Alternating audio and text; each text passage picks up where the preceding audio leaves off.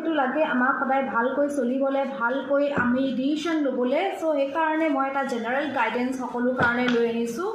এতিয়া চাই ল'ম যে গাইডেন্স কি দিয়ে ইউনিভাৰ্ছে আৰু আজি যিহেতু ভাল দিন আজি যিহেতু মঙ্গলবাৰ এটা গাইডেন্স চাই লওঁ যাতে আপোনালোকৰ যি প্ৰব্লেমছ আছে সেইখিনিৰ পৰা আপোনালোকে ভাল এটা ডিচিশ্যন লৈ পেলাই আগবাঢ়িব পাৰে সো মই ইয়াত দেখা পাই আছোঁ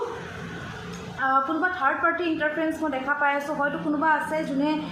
আপোনালোকক ভাল নাই বিচৰা আগবঢ়াটো যিহেতু বেছিভাগ মানুহে ভাল নাপায় এই বস্তুখিনি মই দেখি আছোঁ কোনোবা আছে যোনে আপোনাৰ আগবঢ়াটো আপোনাৰ ভাল পোৱা নাই আৰু যেহেতু আজি মঙ্গলবাৰ ইয়াত মই মঙ্গলৰে